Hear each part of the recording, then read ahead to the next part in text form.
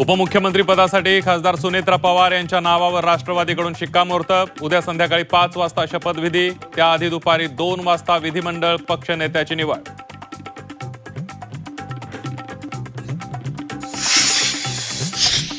शरद पवारांच्या पक्षाकडून विलीनीकरणावर जोर, तर राष्ट्रवादीचे नेते उपमुख्यमंत्री पदासाठी आग्रही। आधी शपथविधी, नंतर विलीनीकरणाचं बघू, मंत्री छगन भुजबळ यांची प्रतिक्रिया। सुनेत्रा पवारांना उपमुख्यमंत्री करा, एनसीपीच्या नेत्यांचा फडणवीसांकडे प्रस्ताव। जवळपास तासभर वर्षावर खलबतं, तर पवार कुटुंब आणि राष्ट्रवादीला पूर्ण पाठिंबा, मुख्यमंत्र्यांची ग्वाही।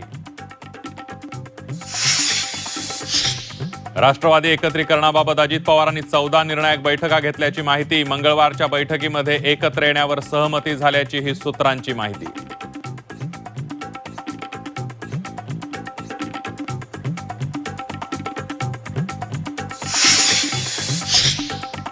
दोन्ही राष्ट्रवादी एकत्र याव्यात ही अजित पवारांची शेवटची इच्छा होती। झी24 तासवर अंकुश काकडेंची माहिती।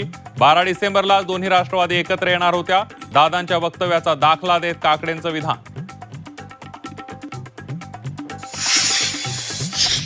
बारामती एअरपोर्टवर रडार तसंच एटीसीची यंत्रणा नसल्याचा संजय राऊतांचा दावा।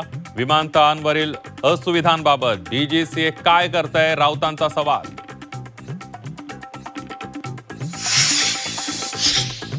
अजितदादांच्या निधनामुळे राष्ट्रवादीने झेडपी निवडणुकीचा प्रचार थांबवला। राष्ट्रवादी प्रचार सभा, रोड शो घेणार नाही। मतदारांना केवळ पत्रके वाटून प्रचार केला जाणार। प्रशासनावर आर्थिक शिस्तीचा बोजा वाढणार। 2025-26 साठी निधी वितरणाबाबत परिपत्रक जारी। आगामी वर्षात बजेटमधील निधी वितरणाला कात्री।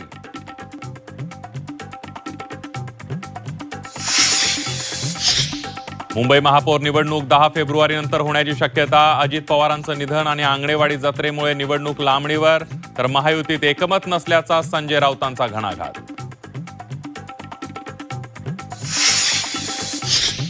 ठाणे मनपात महायुतीचा 1.25 वर्षांचा फॉर्म्युला। पहिले 1.25 वर्ष शर्मिला पिंपोळकरांना, त्यानंतर दर्शना जानकरांना संधी मिळणार।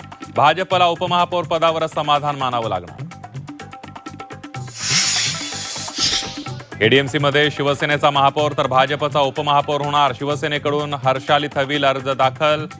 उपमहापौरपदी भाजपच्या राहुल दामलेंची वर्णी लागणार। नाशिकमध्ये पुन्हा वाहनांची तोडफोड आणि गोळीबार। छत्रपती शिवाजी महाराज चौकातील घटना, तोडफोड करणाऱ्या संशयितांचा शोध सुरू।